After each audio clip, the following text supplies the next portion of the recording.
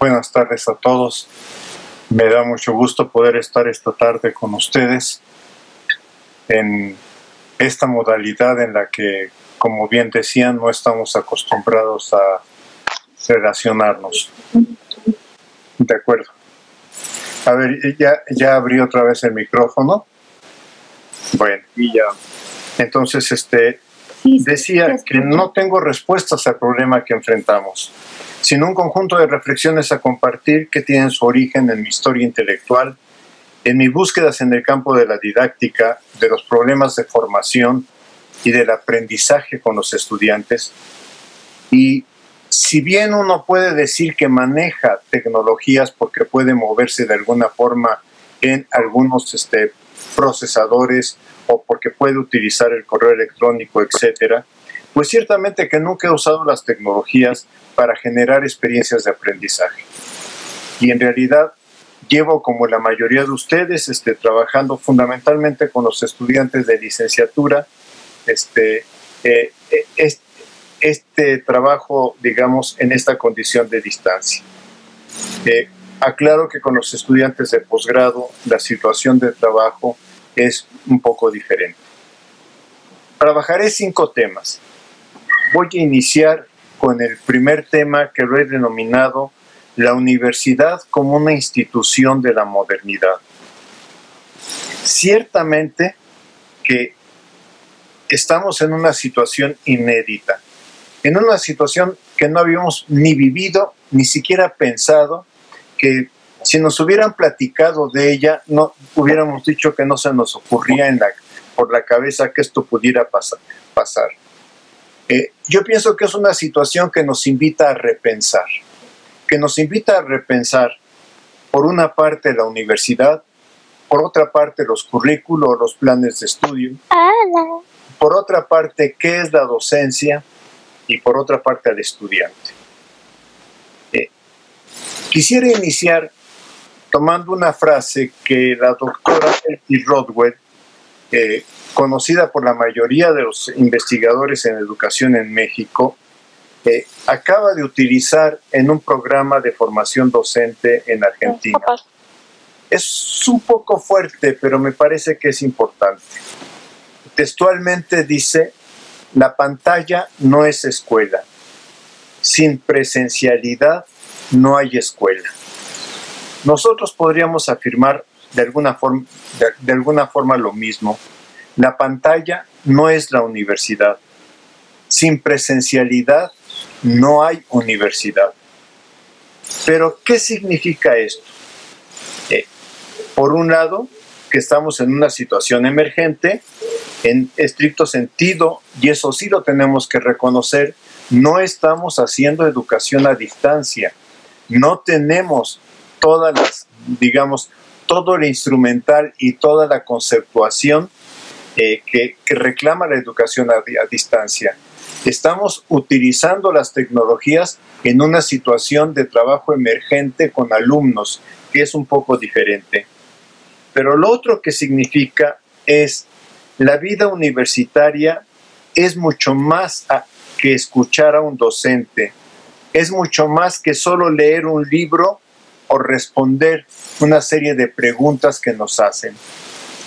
De hecho, la historia de la universidad nos permite identificar que fundamentalmente este espacio se construyó como un espacio para debatir ideas, para presentar nuevos hallazgos.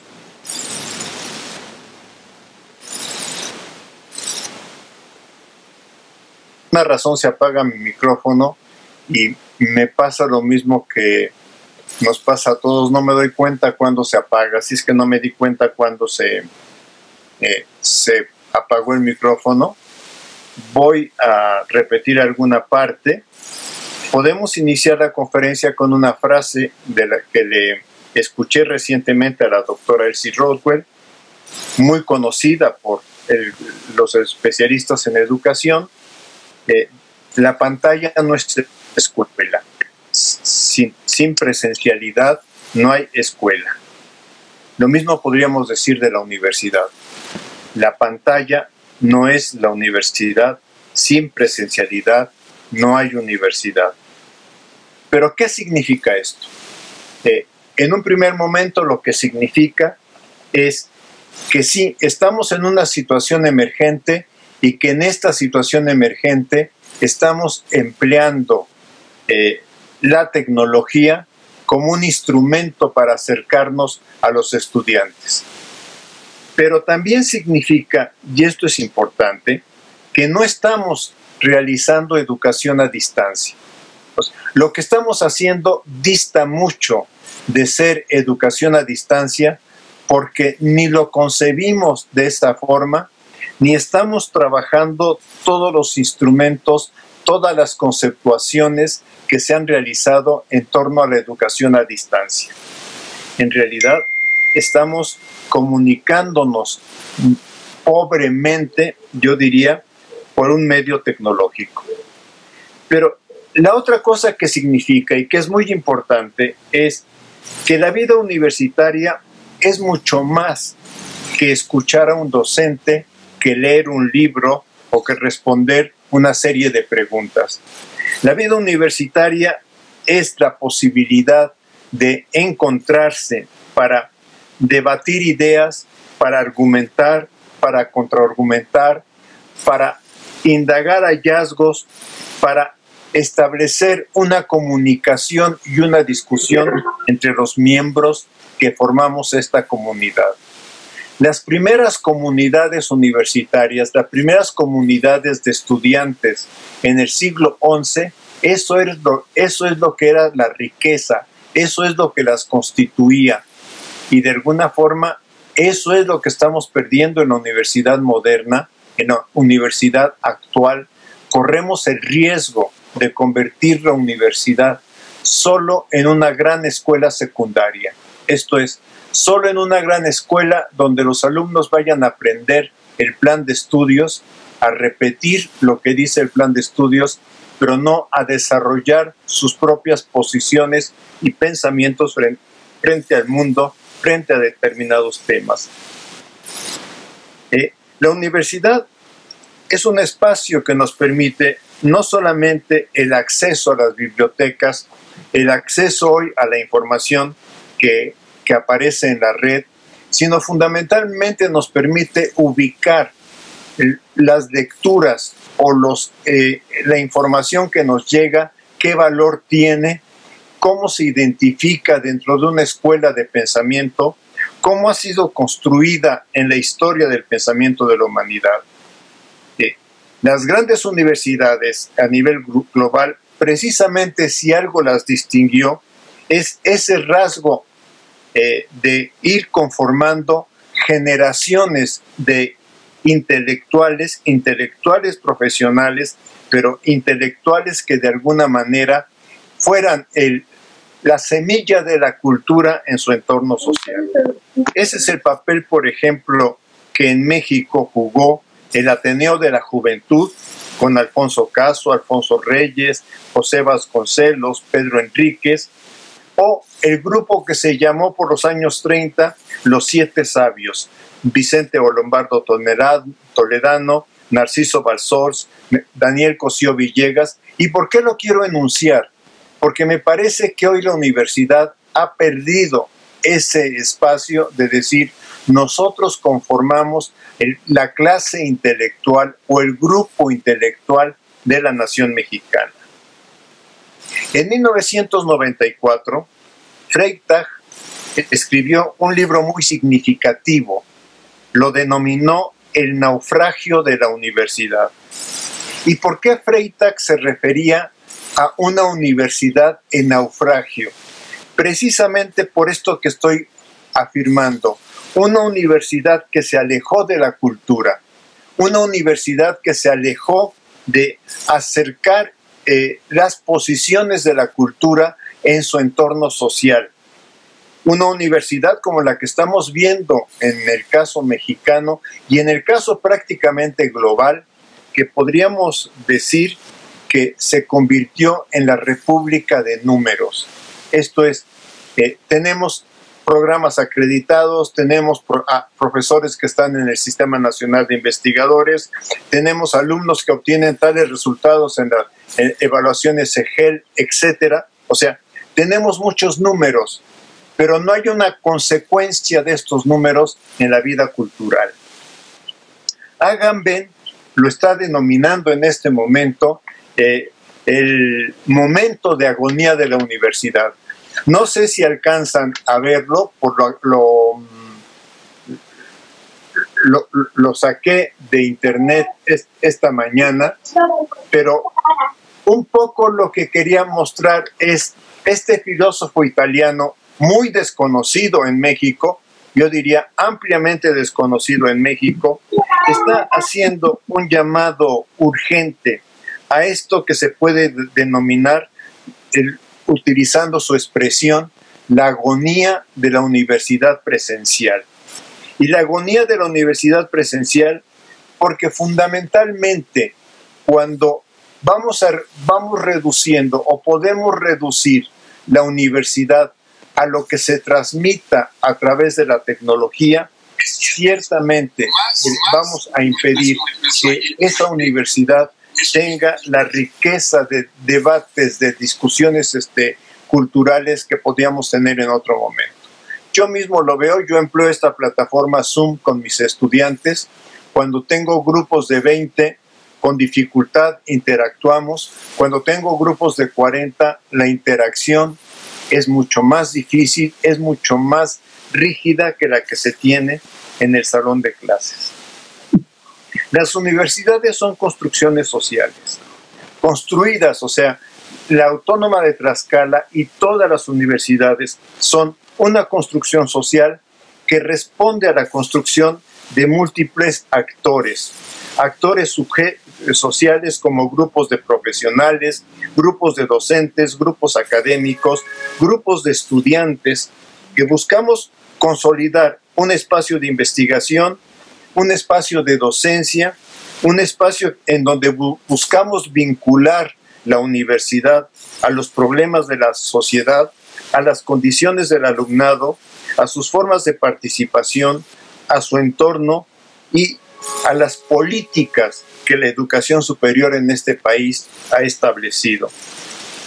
Esto hace que cada institución universitaria tenga su historia, sus valores y sus proyectos.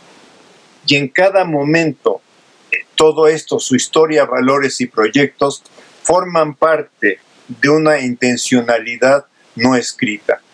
Y también lo quiero puntualizar por una razón, porque probablemente de que llegaron los programas de calidad, las instituciones estamos más preocupadas por cómo lograr o cumplir los criterios de calidad que repensar, bueno, cuál es nuestro proyecto y cuál es nuestro compromiso con la sociedad. Pasaría al segundo tema, el currículo. Un error que yo he visto, y lo he visto mucho, donde yo conozco que es un poco el caso de la UNAM, un error de la educación a distancia en nuestro país es que busca trasladar el currículo presencial al currículo a distancia. O sea, si el currículo presencial tiene 56 materias, el currículo a distancia le colocan las mismas 56 materias.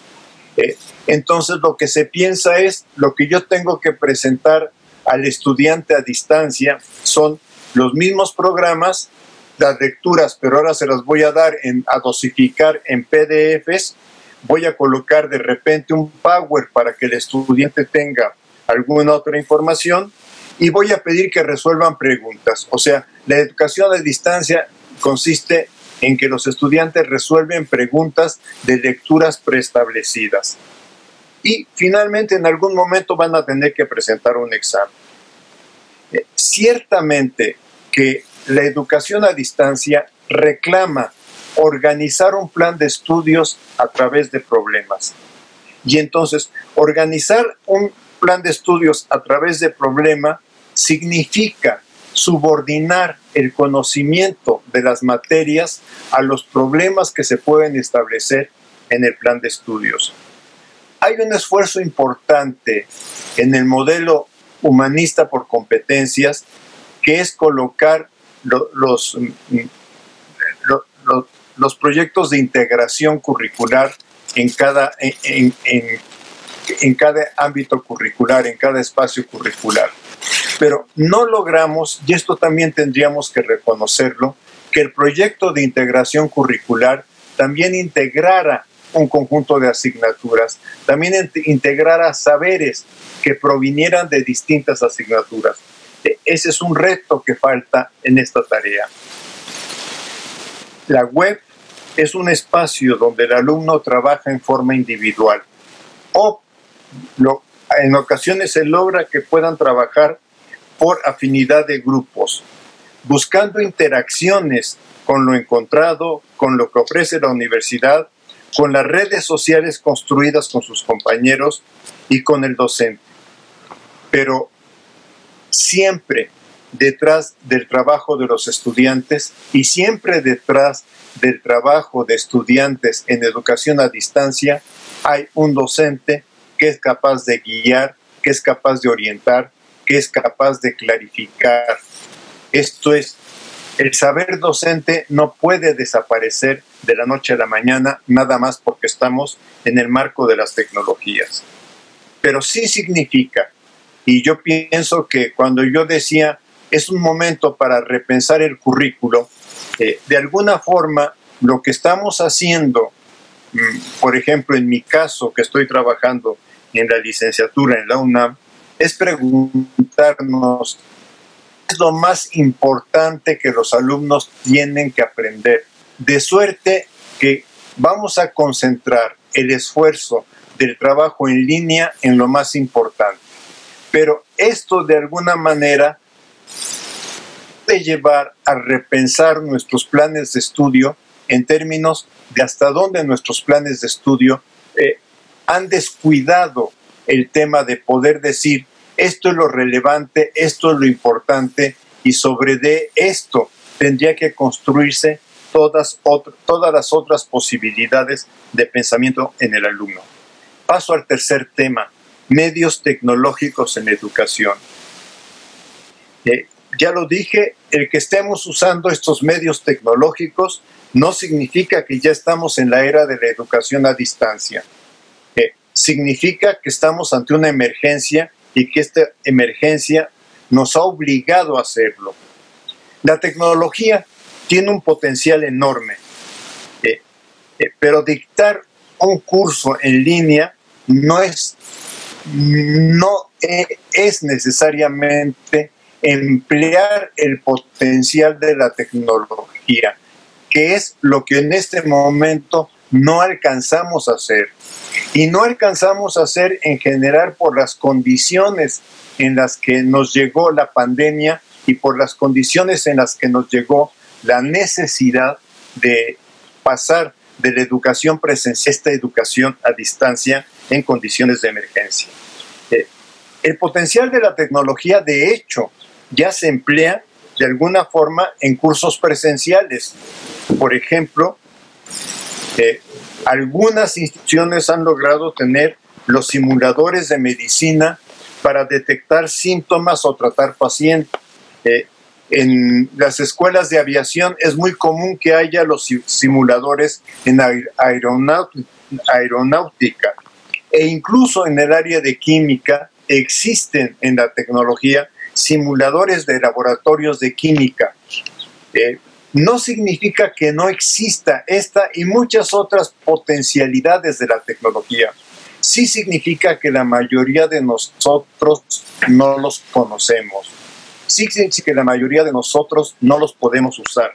Sí significa de alguna manera que son en ocasiones el establecimiento de estos simuladores o de estos laboratorios digitales implica también un cierto costo que nuestras instituciones en el proceso de constricción presupuestal que estamos viviendo no tienen condiciones para obtener.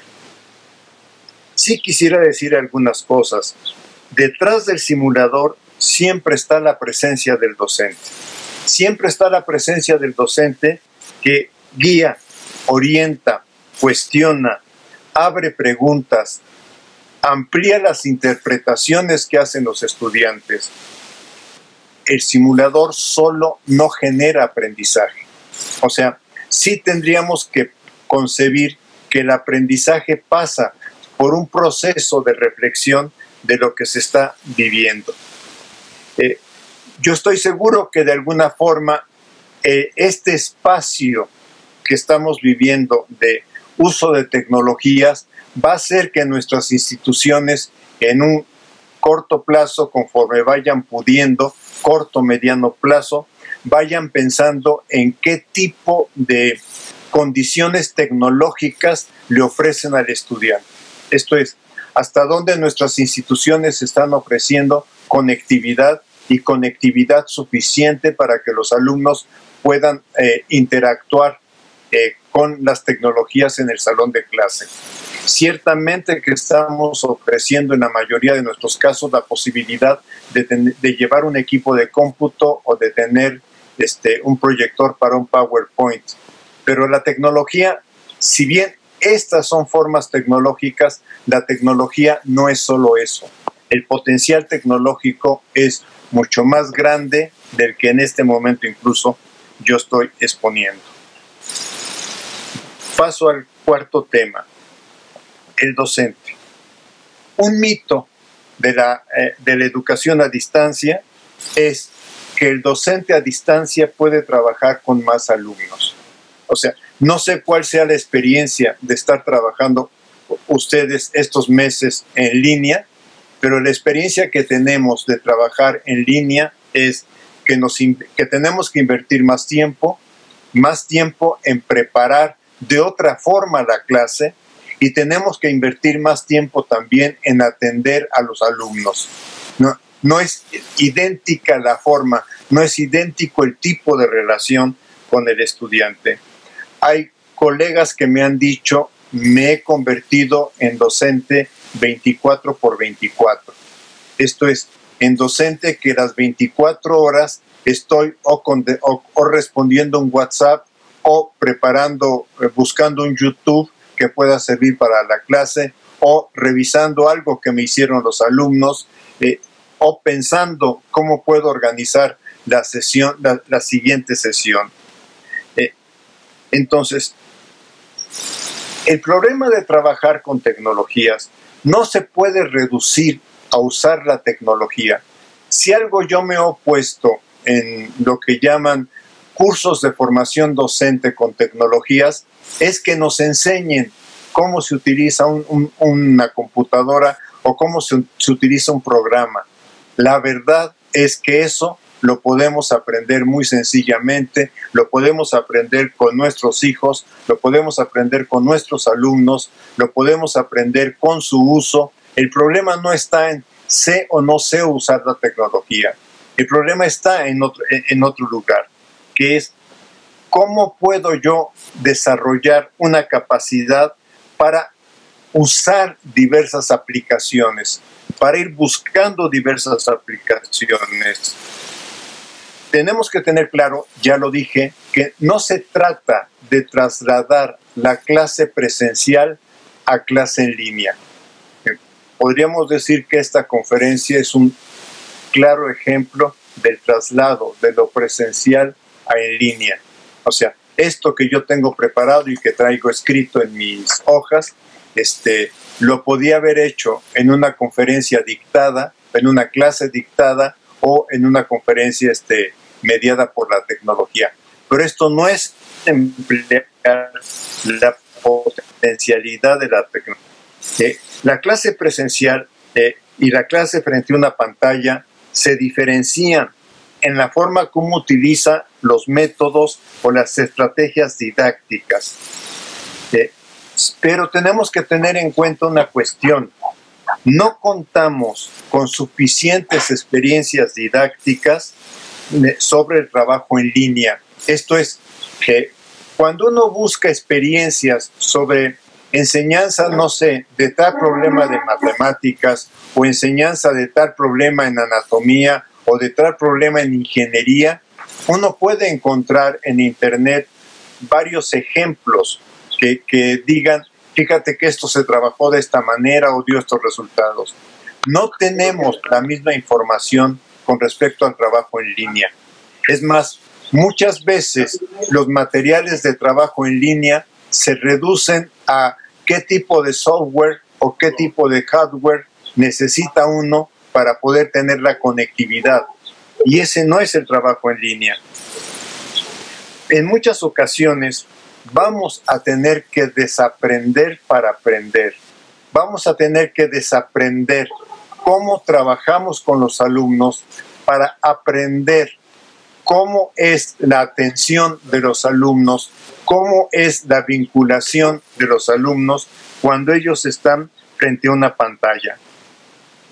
Necesitamos algo que es muy importante en el campo de la didáctica y es experimentar. Y los colegas que trabajan en laboratorio lo saben perfectamente. Un experimento en investigación no da resultados positivos en el primer momento que uno lo hace. Un experimento necesita replantearse, revisarse, volverse a repetir, volver a encontrar dónde estuvieron los obstáculos para obtener resultados, etc.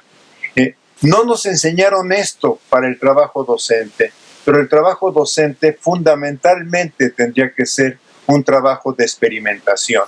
Esto es un trabajo donde no estuviéramos satisfechos con lo que hacemos con los alumnos, porque la posibilidad de pensar, voy a trabajar diferente, está en la posibilidad de reconocer que lo que estoy haciendo puede hacerse mejor o que lo que estoy haciendo no logra todo lo que a mí me gustaría que se lograra con los estudiantes. Todos podríamos pensar, y si ustedes ven los centros de reunión de maestros, las aulas donde los maestros tomamos café, casi siempre en esas aulas de lo que se habla es o de cómo me fue bien en esta clase o qué fastidiosos fueron los alumnos el día de hoy. O sea, el problema si nos va bien en la clase somos nosotros. El problema si la clase no resulta es que los alumnos son muy fastidiosos. Pero no tenemos un espacio real docente sistematizado para pensar, a ver, esto que estoy haciendo tiene estas bondades, tiene estas ventajas, pero también tiene estos límites. Podemos hacer muchas cosas con la tecnología. Podemos construir blogs, construir espacios de interacción social, WhatsApp, Facebook, pero esto es insuficiente si lo queremos visualizar desde el punto de vista del trabajo con experimentar en la tecnología. Varios de mis colegas me han dicho, mira, los estudiantes me enseñaron una ruleta para repartir los temas y entonces colocan los temas y colocan la ruleta tecnológica y donde va cayendo la ruleta es a quien le toca el tema. O sea, yo pienso que los alumnos pueden contribuir mucho en la parte de manejo de equipos, de aparatos, de aplicaciones, etcétera, que muchas veces podemos desconocer, pero que para ellos van siendo cada vez cosas más habituales porque han estado más cerca de ellos. Pero también quiero aclarar una cosa, los alumnos saben usar la tecnología, lo que no significa que saben aprender con la tecnología. Quizá el problema que tenemos con los estudiantes es que copiar y pegar es muy fácil. Yo diría que nosotros también lo hacíamos cuando éramos estudiantes. Lo que pasa es que a nosotros el copiar y pegar nos obligaba o a transcribirlo o a pasarlo a máquina, porque no había los sistemas que hay ahora. Ahora el alumno lo tiene relativamente más sencillo, pero el problema no está en si el alumno copia y pega. El problema está en si nosotros podemos generar una condición de aprendizaje que no lo lleve a copiar y pegar. Yo recuerdo una profesora en una experiencia de uso de tabletas en el aula que muy enfáticamente decía: copiar y pegar es un problema del profesor y no del alumno. Porque si el profesor crea situaciones o problemas reales, el alumno sí va a encontrar información en internet que puede bajar, pero esa va a ser insuficiente. Las instituciones entonces necesitarían reconocer, y no tenemos un espacio porque todo el modelo de evaluación que ha establecido el sistema educativo mexicano, todo el modelo del programa de reconocimiento al trabajo a través de estímulos es reconocer lo que sale bien. El sistema educativo no nos ha creado un espacio para experimentar, para poder decir: yo estoy buscando estos materiales y estos materiales me permitieron A y B, pero no me permitieron ni C, ni D, ni F. De suerte que yo mismo encuentro la ventaja y la desventaja de lo que estoy haciendo. Un tema que para los profesores es muy complicado, porque yo pienso que finalmente cuando nosotros llegamos a la docencia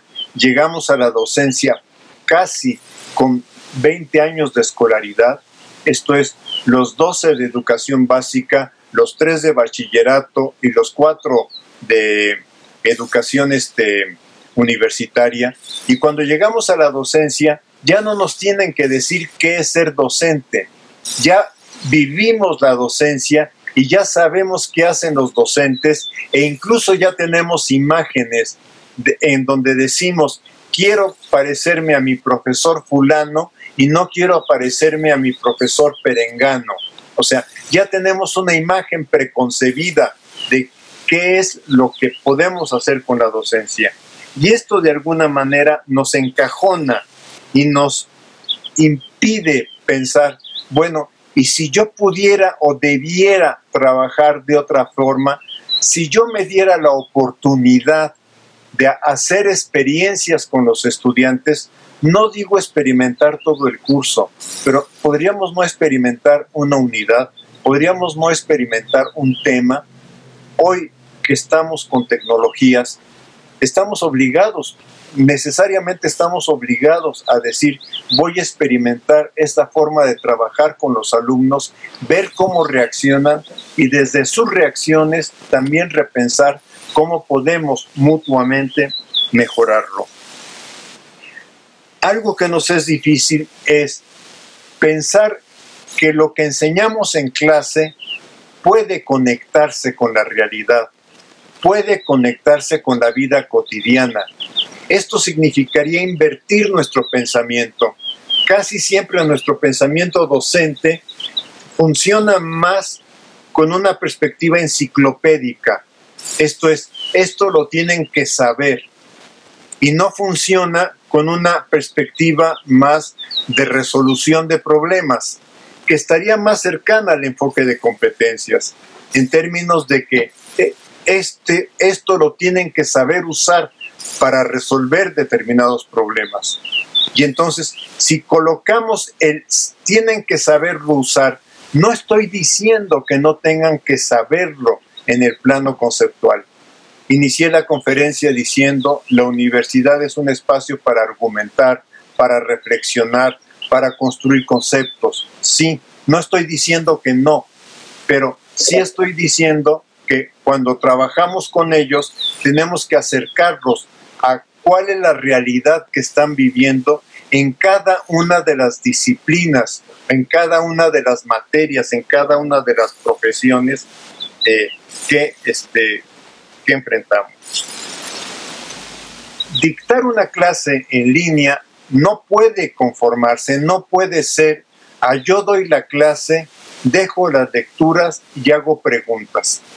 O sea, ese modelo es un modelo insuficiente, es un modelo viciado, es un modelo que deja mucho que desear en este trabajo. Pero ahí sí yo quisiera como hacer un paréntesis y decir: construir una situación de aprendizaje con materiales digitales es una tarea muy compleja. Ojalá de esta experiencia las universidades logremos formar grupos que permitan trabajar en la construcción de materiales digitales para uso docente. Pero eso no lo vamos a hacer como varita mágica. No lo voy a hacer yo solo. O sea, donde se construyen materiales digitales es que se han conformado grupos integrados por lo menos por 3 tipos de académicos. Un especialista en temas de enseñanza, en temas de didáctica o en temas de aprendizaje. Un especialista en uso de tecnologías y en traducir las ideas a tecnologías y expresiones tecnológicas, y un especialista en la materia. Yo solamente he encontrado en México una universidad que esté trabajando con este modelo, en donde le ofrece a los docentes un laboratorio donde ya están contratados estos 2 especialistas, el de tecnologías y el de didáctica, y llega el profesor ingeniero y dice: fíjese que este tema no logro que los estudiantes lo puedan trabajar de la manera como se debe. Y entonces el especialista en el tema, el profesor, dice qué debe contener ese tema, y el especialista en enseñanza, en aprendizaje, en didáctica, plantea cómo se puede graduar, qué antecedentes hay que pedir, etc. Y el especialista en tecnología le toca convertir esas ideas en propuestas tecnológicas que utilicen la potencialidad que tiene este medio para trabajar con los alumnos. Pero entonces implica entender que los cursos en línea son construcciones colectivas y no construcciones individuales. Y yo pienso que ese es el gran error que tiene la mayoría de nuestras instituciones, que tienen las instituciones que ofrecen programa a distancia, que es nada más trasladan el programa que podrían dar presencial a distancia con algunos apoyos y automáticamente consideran que los alumnos tienen condiciones para ello. Esto invita a pensar nuestro papel como docentes. Esto es, el docente no solamente es transmisor. Una clase en línea no es dictar la clase, es ver cómo organizamos la interacción de los alumnos, la interacción con materiales, ubican algo de la tecnología y por qué los alumnos pasan horas en la tecnología. O sea, los estudios que se han hecho, las encuestas que se han hecho sobre cuántas horas pasa un joven frente a la tecnología, llevan a inferir que llega a pasar entre 4 y 8 horas al día frente a la tecnología. Entre WhatsApp, entre búsquedas en Google, entre 20,000 otras cosas que ellos hacen. ¿Por qué? Porque la tecnología es interacción. Y pienso que es lo que ha marcado incluso a esta generación de jóvenes. Casi, yo diría que todo, pero puede ser que casi todos los jóvenes que hoy están en nuestras facultades nacieron después del año 2000. Esto es, nacieron ya en la era donde esta tecnología los acompañaba, los envolvía o estaban completamente en su entorno cotidiano. Saben moverse en imágenes mejor que nosotros. O sea, a nosotros muchas veces, al adulto, nos dan, a mí mismo, un smartphone el fin de semana, y lo único que uno empieza a ver es qué dice el manual de qué hay que hacer en esta parte o qué dice el manual de qué hay que hacer en aquella parte. Los jóvenes no necesitan revisar el manual. Los jóvenes tienen una cabeza que les permite interactuar con el instrumento y decir cómo lo voy adaptando, cómo voy encontrando, cómo voy usando esta información.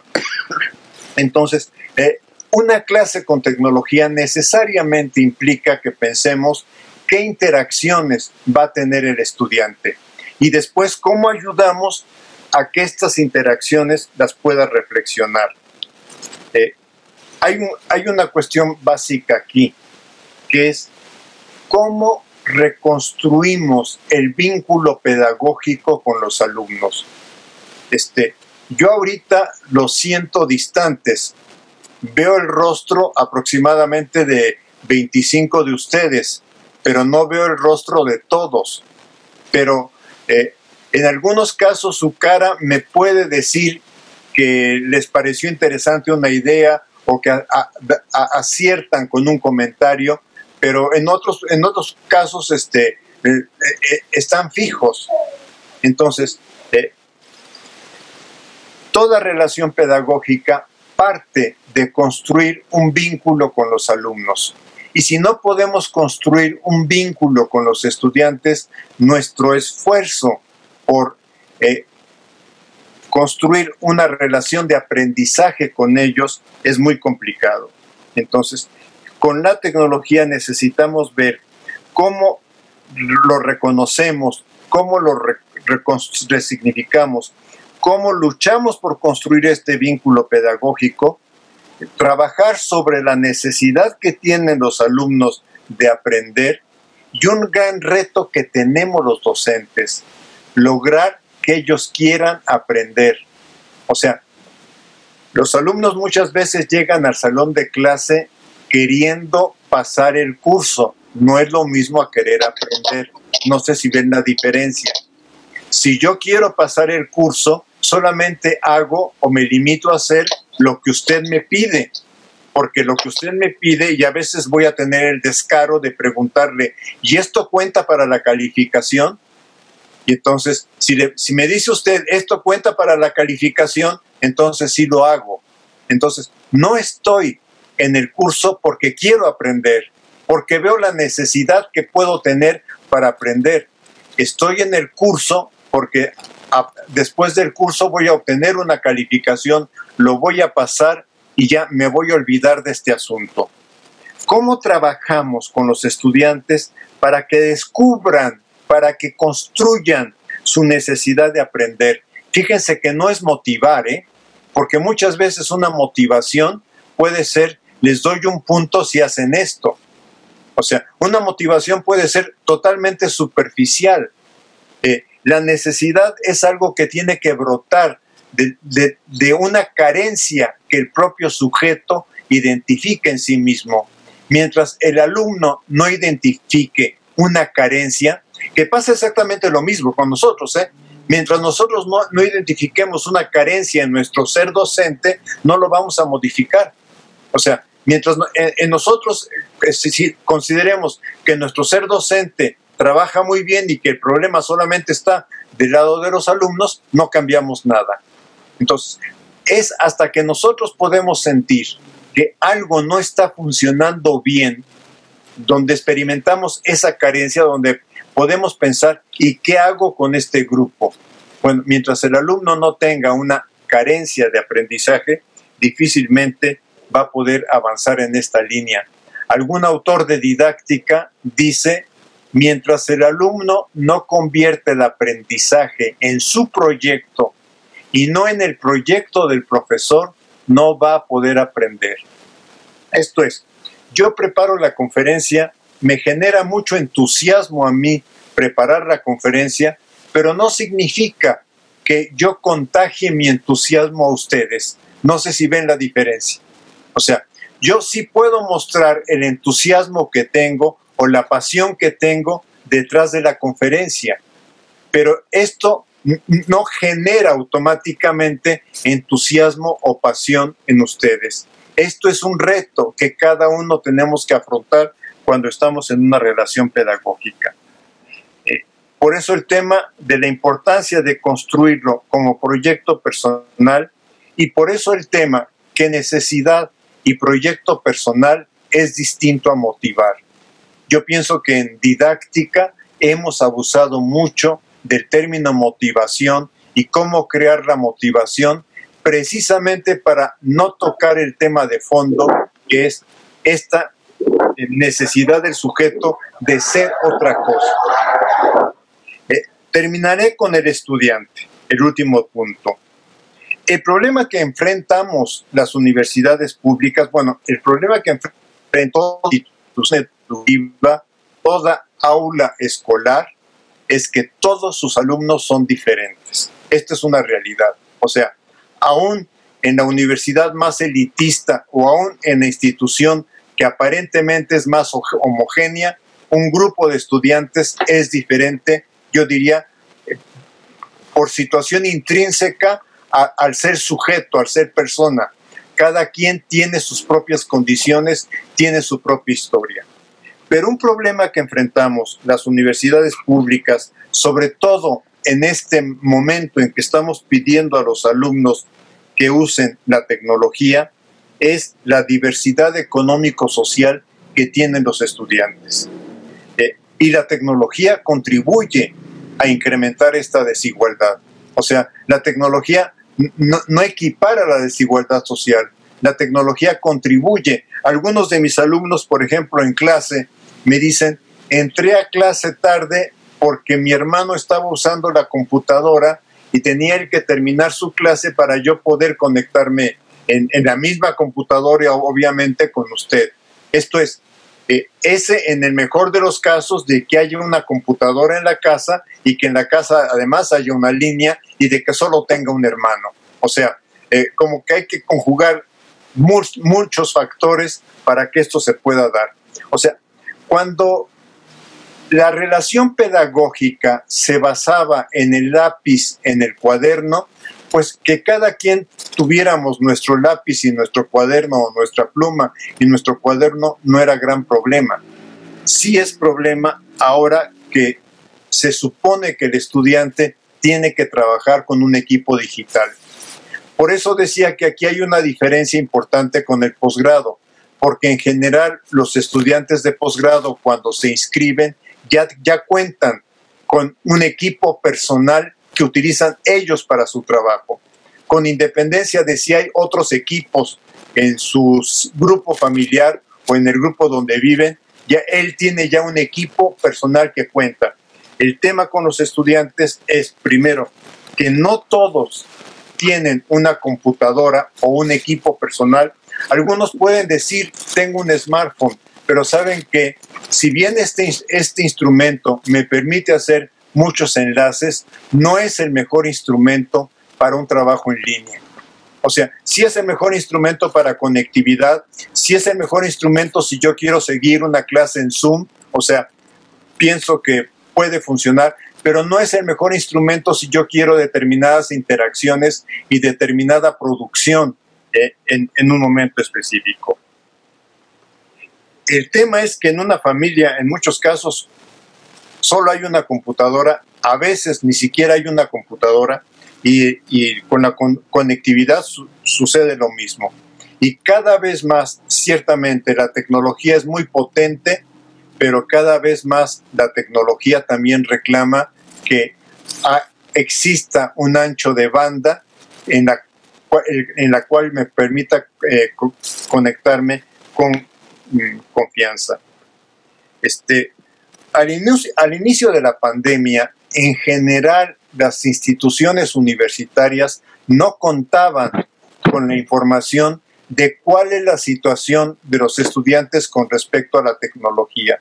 O sea, sí hacemos encuestas cuando se inscriben de nivel socioeconómico, de tipo de educación de los padres, etcétera, pero no teníamos una información sobre qué posibilidades tecnológicas tienen.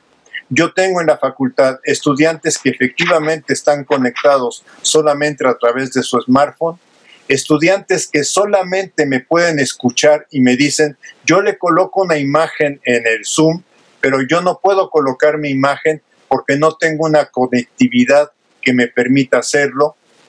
Estudiantes que tienen condiciones privilegiadas, uno lo puede observar, o sea, estudiantes que tienen su equipo, que incluso trabajan en una pequeña biblioteca de su casa, o sea, uno puede ir observando las grandes desigualdades sociales que hay entre nuestros alumnos.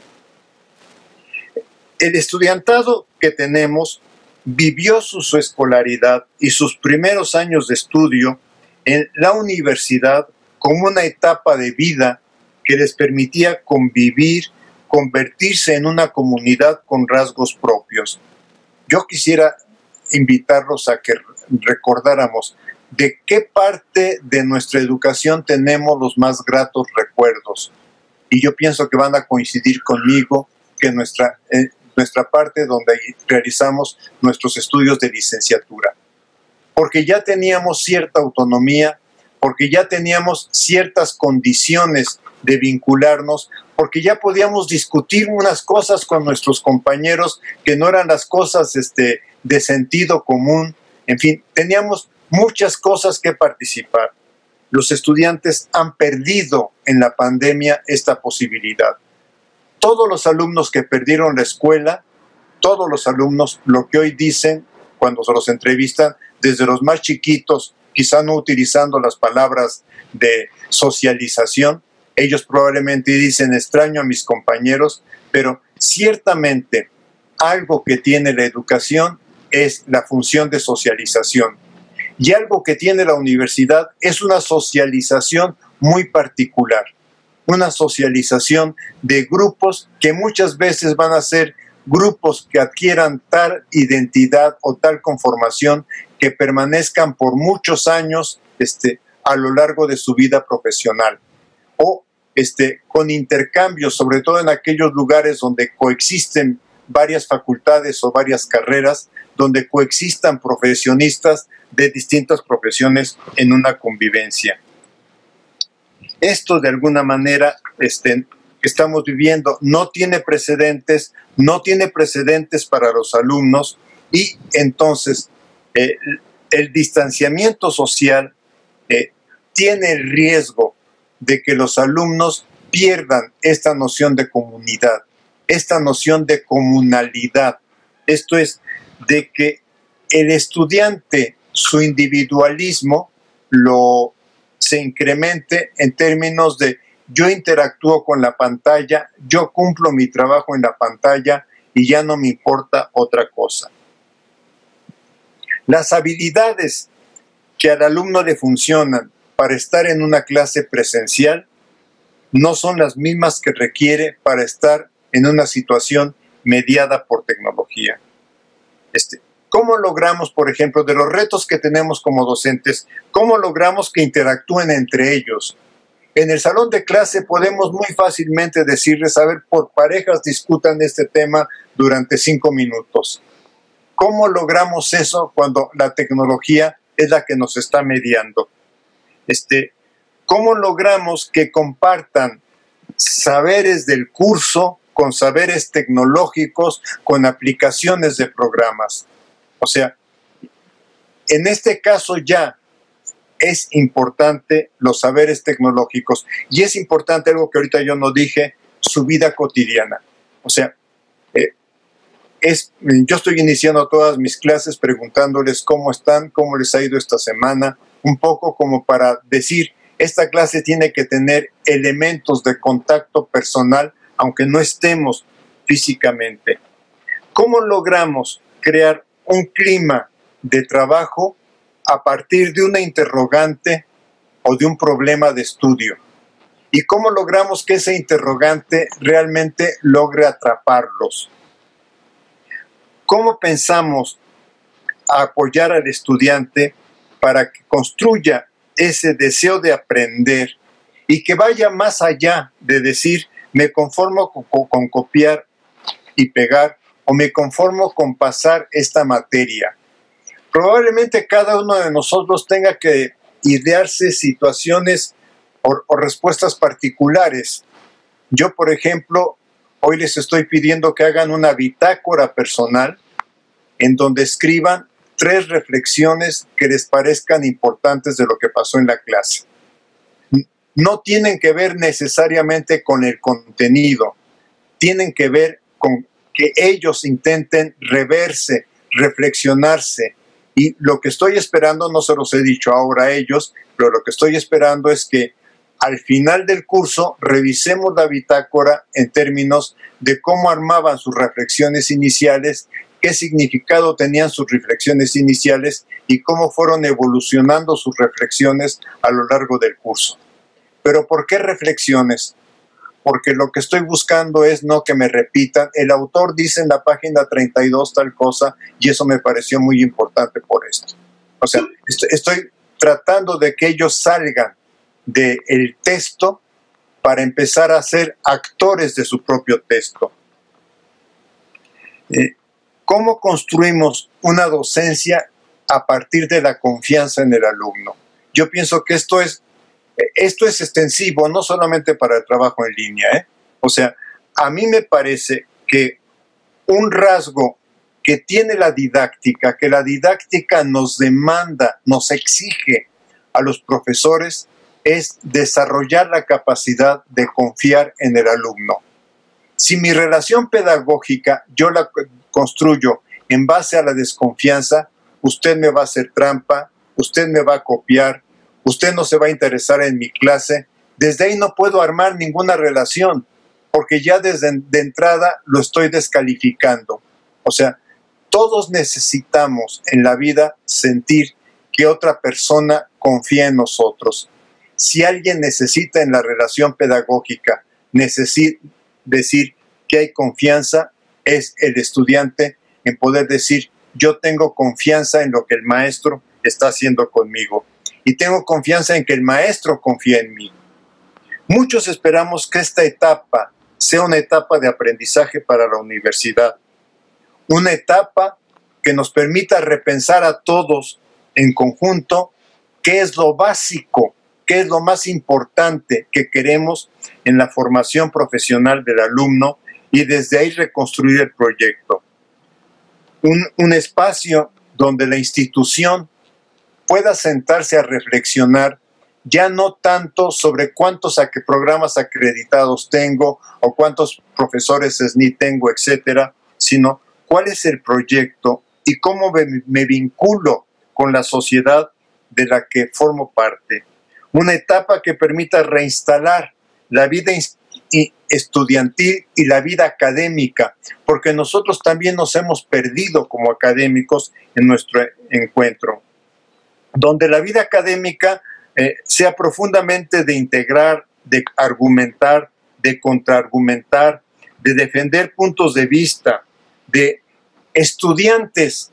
No saben cómo se puede festejar cuando un estudiante dice, yo lo festejé el lunes pasado, cuando un estudiante me decía, es que ¿sabe qué?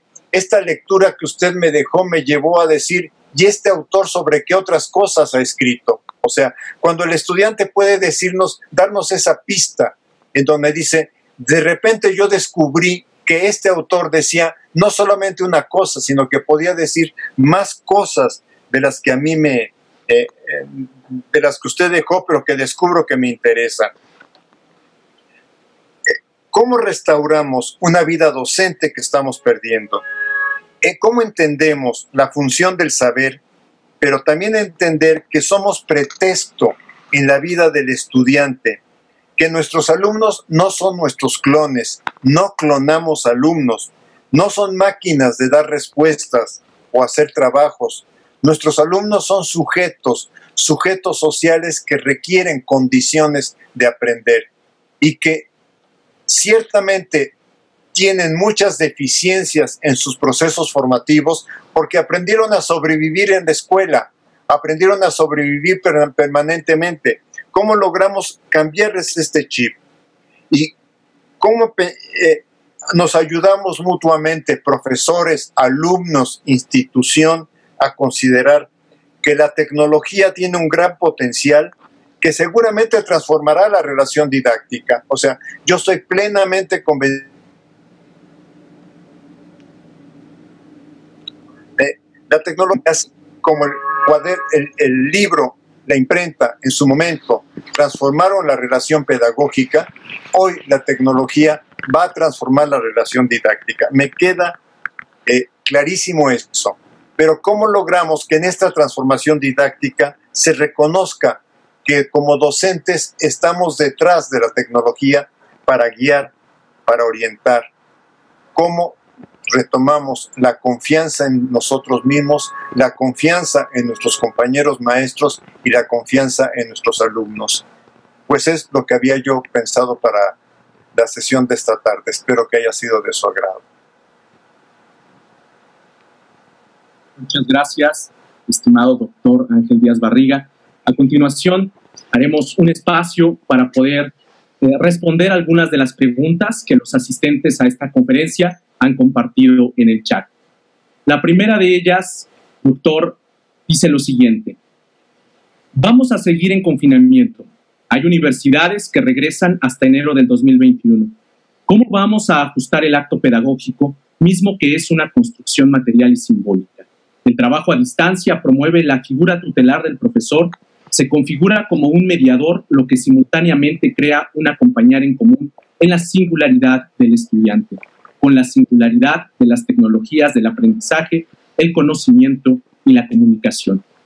¿Qué debemos hacer para considerar estas dos vertientes de la singularidad ante una situación emergente que pareciera va a formar parte de nuestra cotidianidad? Se sigue confirmando que el docente está y seguirá estando presente.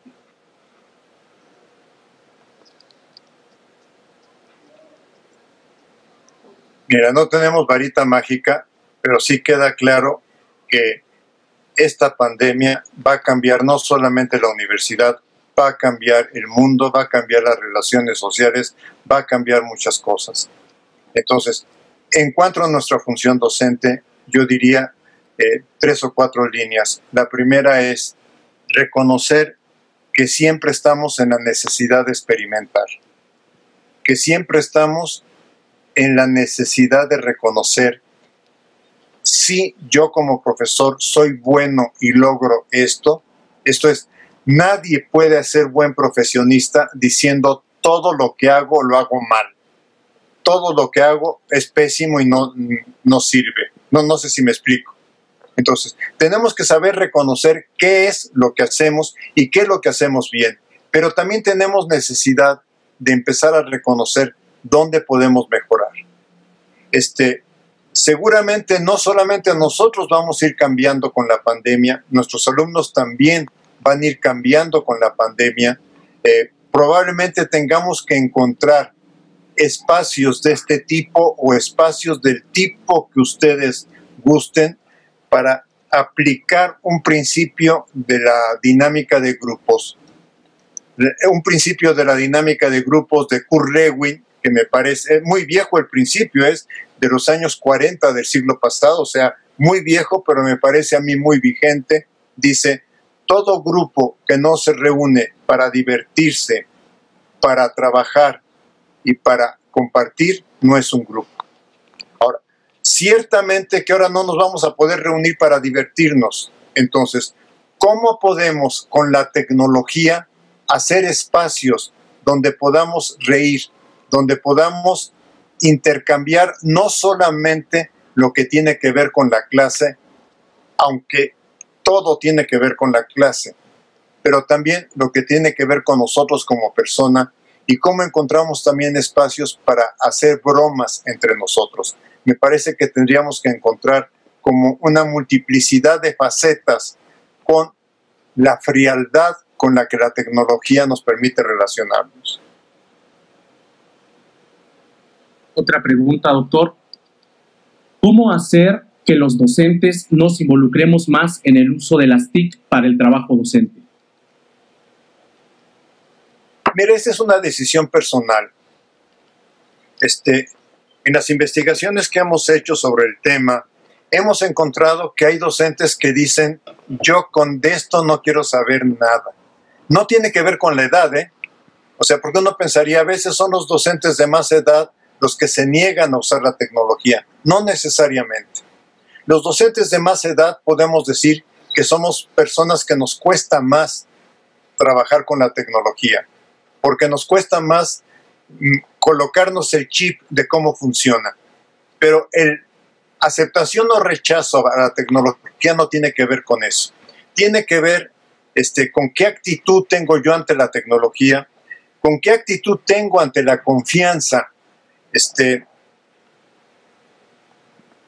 Si yo pienso que todo estudiante que está en la tecnología nada más está para divertirse y de entrada estoy desconfiando de lo que está haciendo, no puedo relacionarme con él. Ciertamente que tengo que ayudarle al estudiante. O sea, el estudiante tiene un background enorme en tecnología porque la puede usar y la puede usar mejor que nosotros. Incluso algún investigador ha escrito, y me parece significativo, dice, por primera vez en la historia de la humanidad, los alumnos de un tema saben más que su profesor. Y es cierto, o sea, no se trata de que compitamos con ellos y que yo diga, ahora voy a poder manejar todos los programas que ellos manejan o todas las cosas como ellos manejan, porque nunca lo voy a lograr hacer. Ellos cada vez más nacieron en este medio y lo pueden y se pueden desarrollar en él. Pero lo que no saben los alumnos es usarla para aprender. Y aquí probablemente tengamos que aprender juntos, maestros y alumnos, cómo usar la tecnología como espacio de aprendizaje. Así como en un momento de nuestra vida alguien nos enseñó que el libro era un instrumento, una herramienta de aprendizaje, y si al principio no considerábamos importantes tener libros, yo pienso que ya cada uno de nosotros tenemos nuestra pequeña biblioteca en nuestra casa. Así, la tecnología también va a ir avanzando hacia que, o tendríamos que ir avanzando con ella, hacia que el estudiante la considere no solamente como un medio para redes sociales, no solamente como un medio para hacer memes o cosas esas que le fascinan, sino un medio también para poder aprender. Y esto, ¿saben qué? Que la profesión docente, por otra parte, también requiere humildad. Humildad en términos de poder decir, miren, estoy haciendo este esfuerzo con ustedes, considero que estoy logrando esto, pero yo me estoy dando cuenta que no estoy logrando aquello. O sea, humildad también para poder decir, miren, esta pregunta que tú me haces en este momento, yo no la había pensado, déjame analizarla, y en otra clase la revisamos. O sea, creo que no tenemos por qué ser enciclopedias ambulantes, es un poco... Y por eso yo critico un poco los cuestionarios estos que se aplican de evaluación, que aplican los alumnos de evaluación, cuando dicen el docente respondía a todas las preguntas. Bueno, no necesariamente o sea, desde el punto de vista metodológico, desde el punto de vista de aprendizaje, no siempre es necesario responder una pregunta. A veces hay que decir al estudiante, ¿y tú qué piensas de esto que estás preguntando? ¿Y tú por qué no indagas de esto que estás preguntando? O sea, puede ser una respuesta que, dependiendo del tipo de estudiante, dependiendo de la condición del estudiante, sea una respuesta válida. No sé si me explico. O sea, querer encasillar y decir el docente tipo actúa así, me parece un error. Es más, yo diría, a veces un reto de uno es decir, a ver, y si se lo digo al alumno, ¿qué va a hacer este alumno? ¿Cómo va a reaccionar este alumno en esta parte de experimentación? El alumno va a reaccionar enfrentándose a la pregunta, o el alumno va a reaccionar diciendo, si usted no me la contesta, yo tampoco me acuerdo con ella. Entonces, les digo, no es sencillo, pero por ahí yo vería como varias facetas de la cuestión. Tenemos otra pregunta. Desde su perspectiva, ¿la actualización de los profesores debe hacer énfasis en el diseño de unidades de aprendizaje más que en la tecnología? Yo pienso que la actualización de profesores debe de hacer énfasis en principios didácticos, en manejos de principios didácticos y en que desarrollemos capacidades de adecuar principios didácticos a situaciones distintas de aprendizaje. O sea, si yo digo no modelicemos la profesión docente, yo diría no modelicemos las situaciones didácticas. Todos lo sabemos por experiencia. Lo que nos funcionó con el grupo A, si vamos al grupo B, no nos funciona. O sea, la estrategia que con el grupo A dijimos, mira, que salió casi redondita, no había que hacerle nada y el grupo se logró comprometer, en el grupo B no lo logramos. ¿Por qué? Porque cada grupo también tiene sus tiempos, tiene sus ritmos, tiene sus formas de reaccionar. Creo que el gran error aquí ha sido tratar de hacer una tipología del docente y una tipología didáctica y que todo quepa en un modelo. En realidad, Y fíjense que por eso hemos impedido la experimentación. Ojo, la experimentación no es lo hago porque se me da la gana, ¿eh? No, la experimentación no es esto. La experimentación es lo hago porque quiero ver qué pasa o qué consecuencias tiene una intervención de este tipo con este tipo de estudiantes. Y muchas veces, y esto también lo quisiera dejar claro como un principio didáctico, muchas veces nuestra intervención tiene que ser resuelta en una fracción de segundos. O sea, no podemos darnos el lujo muchas veces de decir, mira, voy a pensar tu situación y dentro de 2 clases te la respondo. No, muchas veces ahí mismo, o sea, si el alumno me crea un reto, si le tomo el reto y se lo respondo, si me tomo el reto y se lo regreso, si hago caso, hago de cuenta que no escuché el reto, es una decisión que tomo en una fracción de segundos. Después tendré que pensar si la reacción fue adecuada o no adecuada, pero no podemos en la docencia decir, no tomo decisiones porque no actuar, como dice Perronneau, dice, no actuar también es actuar. ¿Sí me explico? Y Perronneau lo que dice, me gusta mucho su frase, por eso la voy a traer. Perronneau lo que dice es, los docentes tomamos cientos de decisiones que no habíamos pensado en el momento en que estamos en la interacción con los alumnos. Cientos de decisiones. El problema no es que tomemos esas decisiones. El problema es que podamos en un momento sentarnos y decir, estas decisiones que tomé, ¿qué consecuencias tuvieron?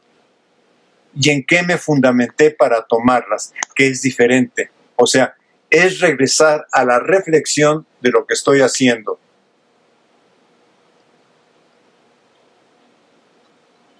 Pregunta, doctor, en relación a su comentario sobre el modelo educativo mexicano que no permite experimentar, ¿a qué país o países podemos voltear para analizar su modelo educativo?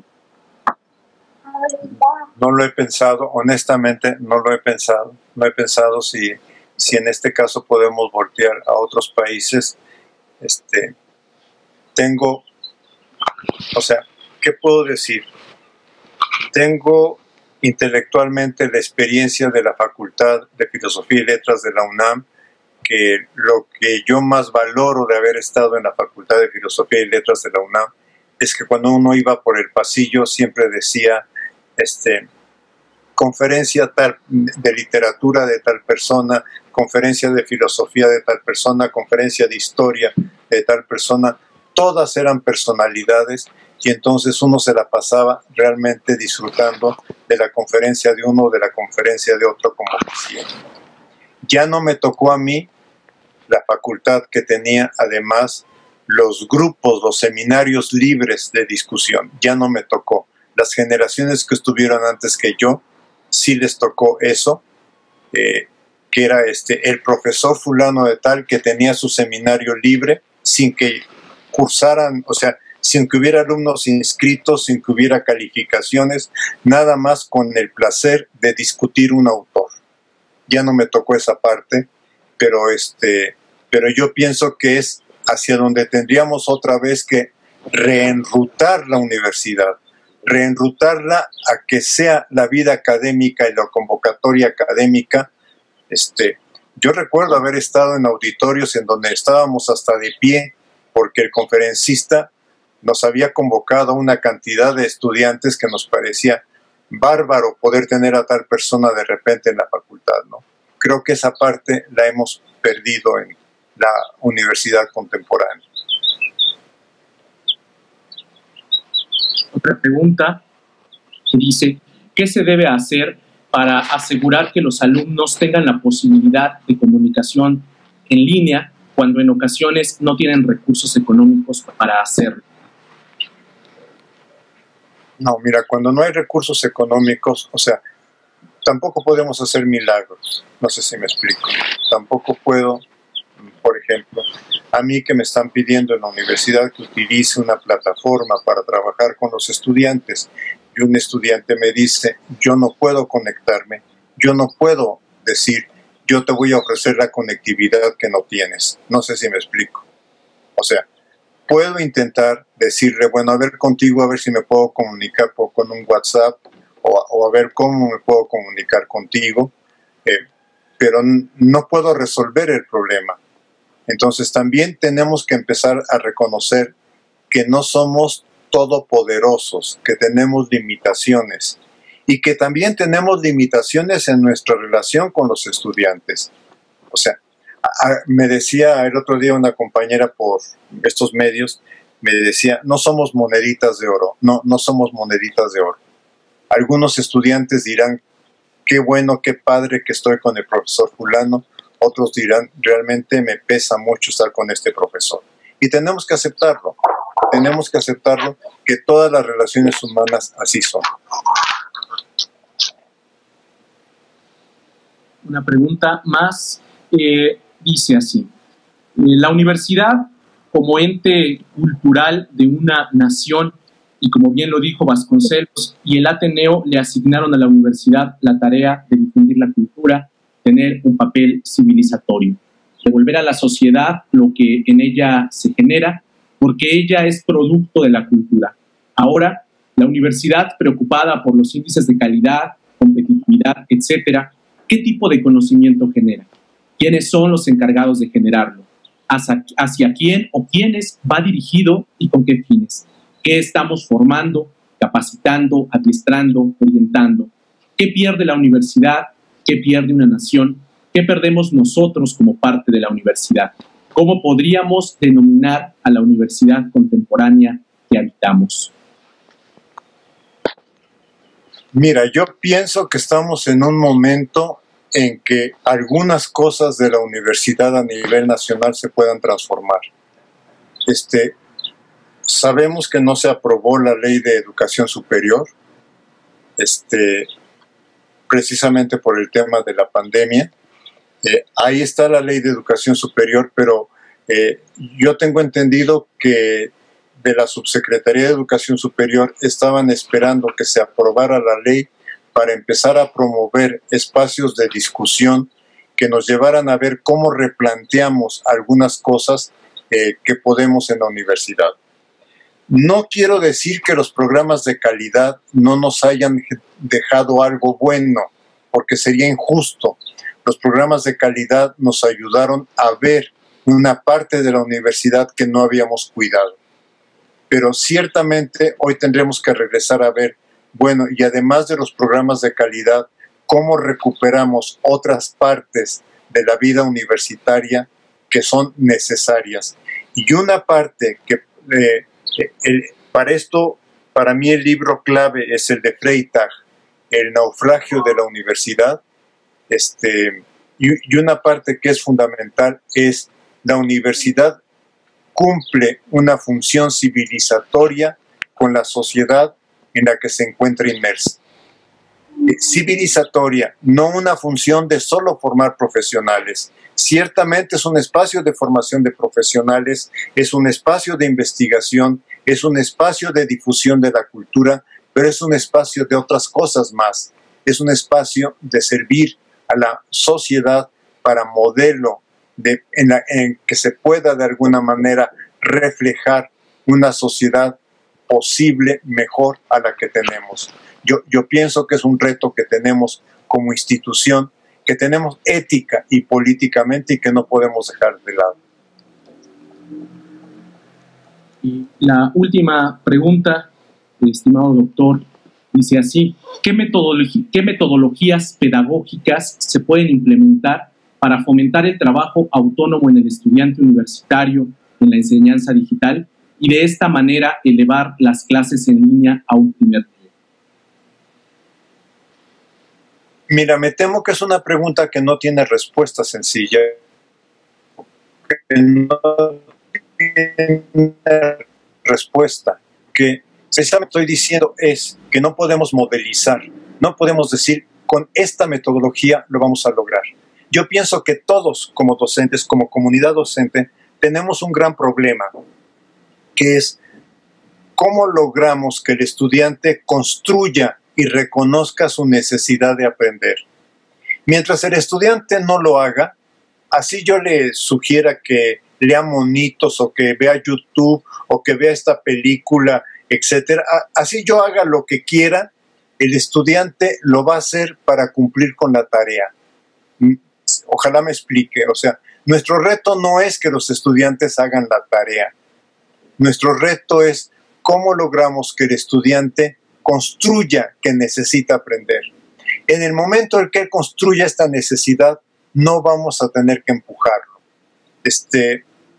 ¿Cuántos de nosotros ya en nuestra vida profesional o quizá desde nuestra vida estudiantil buscamos un libro, buscamos un autor porque nos interesaba, solo porque nos interesaba? No porque nos habían dicho en la facultad hay que leerlo. Quizá en la facultad nos, digamos, nos dieron la posibilidad de acercarnos al autor y de repente dijimos, pero es que este autor me gusta mucho, quiero conocer más de él. Entonces, mientras no logremos que el estudiante descubra un gusto por aprender algo, todo lo que haga lo va a hacer para cumplir con las tareas. Y ese es el gran error. Por ejemplo, ese es el gran error de la escuela que cometió la Secretaría de Educación Pública con la escuela primaria en términos de decir que cumplan el plan de estudios. No era momento de cumplir el plan de estudios. Era momento de que pudieran pensar en casa cómo podemos aprender de nuestro entorno. Qué grandes temas hay en nuestro entorno que nos permitan aprender. O sea, era momento para transformar de otra manera. Total, si lo que quieren es que aprendan a leer, que aprendan matemáticas, lo pueden hacer perfectamente con una inmensidad de temas. Me refiero a la educación básica. En cambio, recargaron a los niños de tareas y de preguntas y de cuestionarios que, si uno ve las redes, los primeros que reventaron fueron los papás diciendo o no puedo apoyar a mi hijo, o no estoy en condiciones, o es excesivo lo que están pidiendo a mi hijo. Entonces, el problema no es si dejamos o no dejamos tareas. El problema no es si le dejamos al alumno que haga o no haga. El problema fundamental es si creamos condiciones para que el estudiante experimente una necesidad de aprender. Creo que el gran riesgo que tenemos dentro de la universidad es en convertir la universidad en una continuación de la secundaria. No sé si me explico. O sea, convertir la universidad en un lugar donde hago las tareas para que me pasen, para obtener una calificación y decir que ya pasé esta materia. Y no para aprender. ¿Sí? Entonces, si no logramos que el estudiante tenga esto, y en ese sentido sí tenemos que trabajar mucho por decirle al estudiante, yo pienso que lo puedes hacer, yo pienso que lo puedes lograr, yo pienso que te puedes esforzar. No se trata de no señalarle por dónde están sus errores o por dónde están las cuestiones que le faltan, pero hay formas de señalar los errores y hay formas de señalar los errores. Hay una forma de señalarme el error donde me hunden y me dejan deprimido y me dejan aplastado, y hay otra forma de señalar el error donde me pueden invitar a superarme. Y entonces ahí sí tenemos que revisar nuestro estilo de acuerdo a nuestra personalidad, cómo nos podemos comunicar mejor con el estudiante, y eso es presencial o virtual.